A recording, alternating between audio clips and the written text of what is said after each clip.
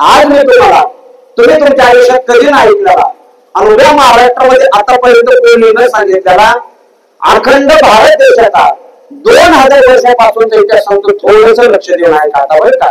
आवाज येतो ना? ऐका.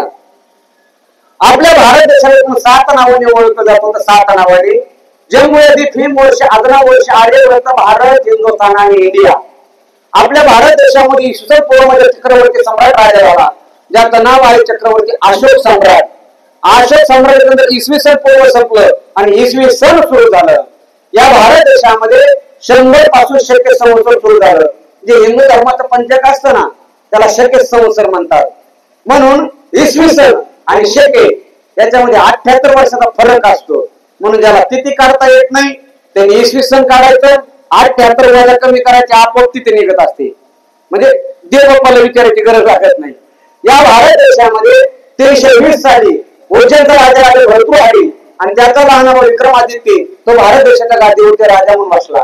आपल्या भारतामध्ये 712 साली सगळ्यात पहिले मोठे आक्रमण अरबांनी केले. या भारत देशामध्ये 1001 मध्ये मोहम्मद गजनीने आक्रमण केले. भारत देशामध्ये 1177 साली अजमेर मधून सम्राट पृथ्वीराज चव्हाण नावाचा राजा झाला. भारताच्या इतिहासामध्ये 1290 साली जलालुद्दीन खिलजीने खिलजी वंश स्थापना केली आणि 1296 साली त्याच्या सख्या भावाच्या मुलाने त्याचा खून केला आणि आपल्या सख्या चुलत बहिणी बरोबर लग्न केलं.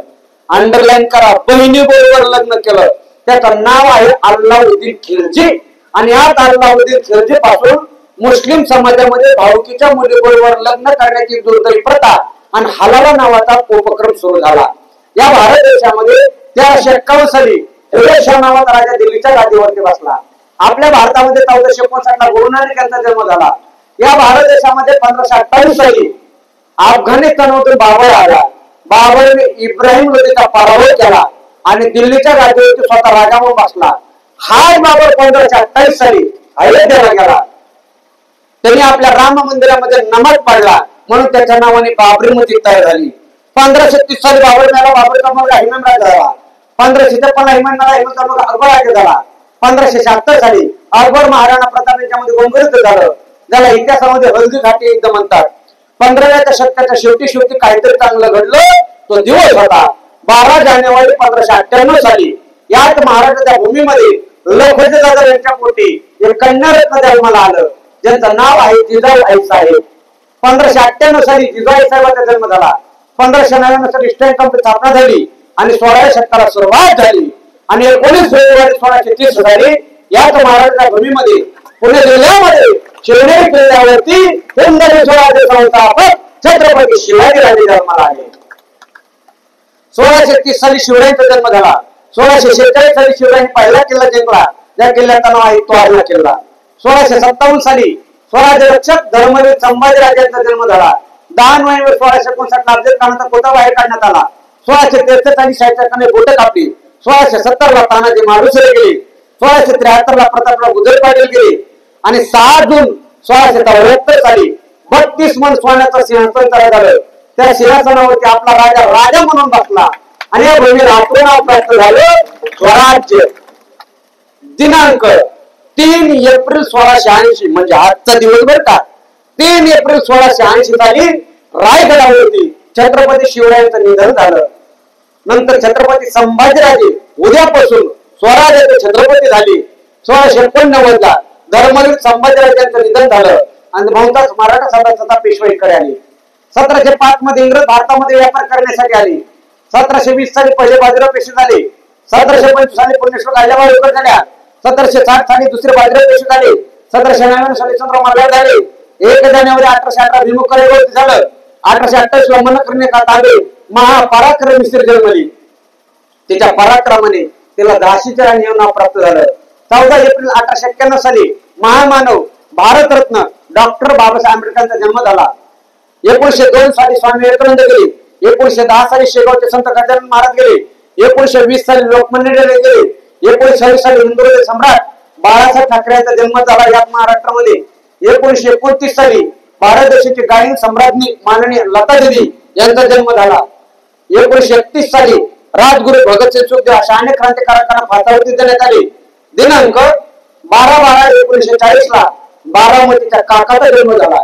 1942 वर्ध्यातून चंद्रनाथा उठाव झाला आणि अखेर 15 ऑगस्ट 1947 साली भारत देश तिसऱ्यांदा स्वातंत्र्य झाला. 47 ला देश स्वातंत्र्य झाला. 48 ला महात्मा गांधी गेले. 49 ला राज्यघटना लिहिण्यात आली. 26 जानेवारी 1950 ला अंमलात आली. 1952 ला लोकसभेची पहिली निवडणूक झाली आणि या देशाचे पहिले पंतप्रधान झाले इंद्रजित महाराजांचा.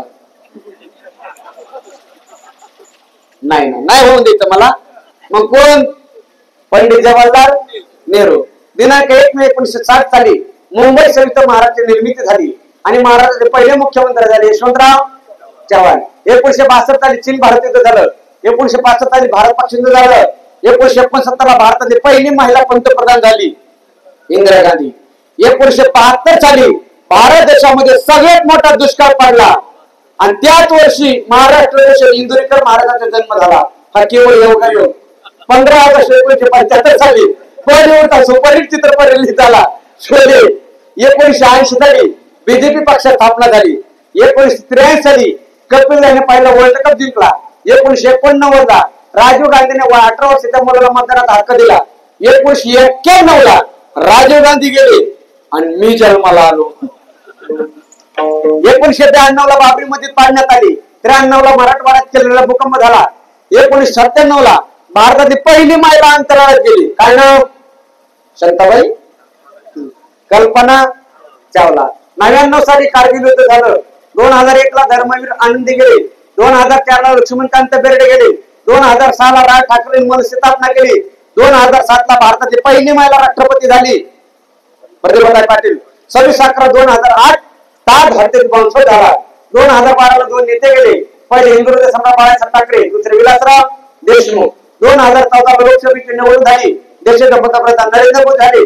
2017, 18, 19 अखंड महाराष्ट्र 56 प्रकारचा मराठा क्रांती मोर्चा निघाला. 19 ला लोकसभेची निवडणूक झाली. देशाचे पंतप्रधान नरेंद्र मोदी झाले आणि त्याच वेळेला महाराष्ट्रामध्ये 3 जणांचं महाविकास आघाडीचं सरकार आलं. 2020 ला कोरोना आला, त्याच्यामुळे लॉकडाऊन झालं. 2021 ला कोरोना 2 आला, परत लॉकडाऊन झालं. जानेवारी 2022 मध्ये अनाथ किमान शिंदेचा सत्कार गेला. 7 फेब्रुवारी 2022 ला भारत देशाची काही कोकळा लता दिदी गेल्या.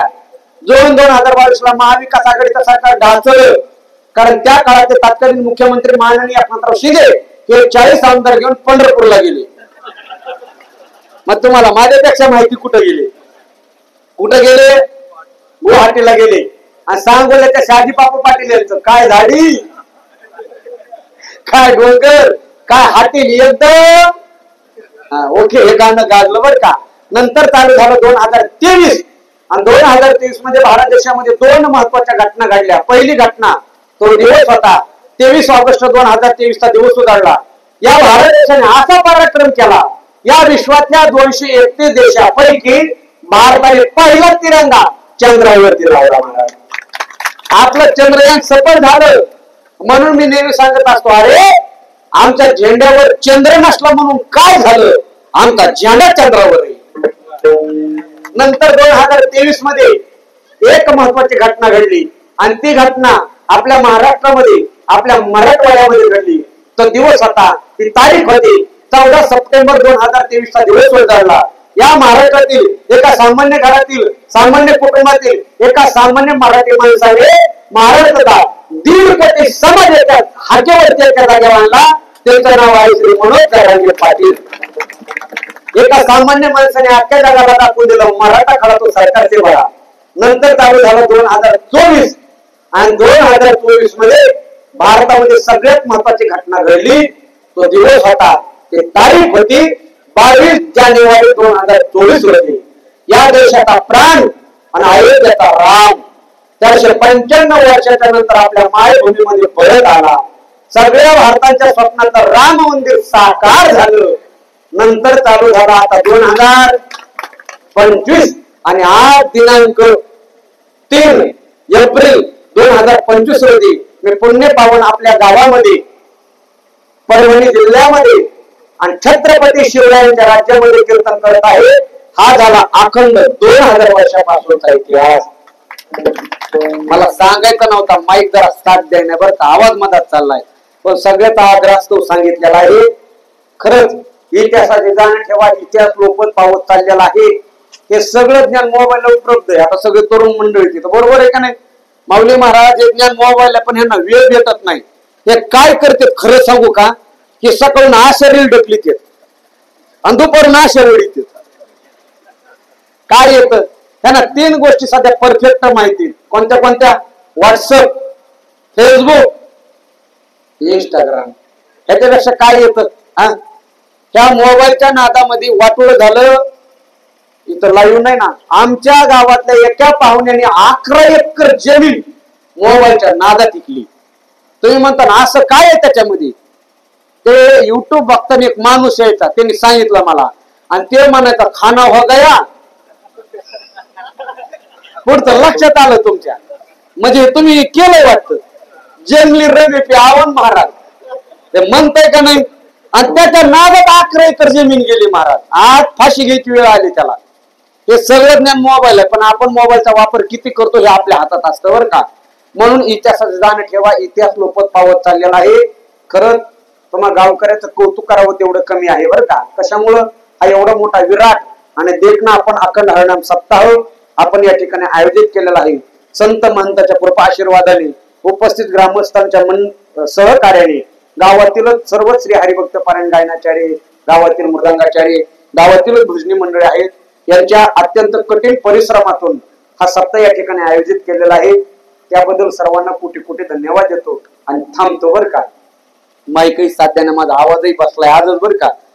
कधी कधी तयारीत माणूस येतो आणि कधी होतच असं बघा. ते काय म्हणतो, सुरुवात थोडी ही झाली, शेवटपर्यंत कसं तरी ऍडजस्ट करून घेतलं. एकदा गायक मंडळी, मृदंग मंडळी यांच्यासाठी एकदा जोरदार टाळ्या वाजवायच्या. त्यांना सुद्धा कोटी कोटी धन्यवाद देतो. महाराज मी अभिमान म्हणून नाही, अहंकार म्हणून नाही बरं का. मी महाराष्ट्रातला एकमेव कीर्तनकार आहे. मला भारताचा 2000 वर्षाचा पूर्वीचा इतिहास सोडून द्या, महाराष्ट्राचा 10,000 वर्षाचा इतिहास पाठ आहे. छत्रपती शिवरायांचा 42 पिढ्यांचा इतिहास नावासहित पाठ आहे. आणि छत्रपती शिवरायांचा 150 मावळ्यांचा इतिहास पाठ आहे.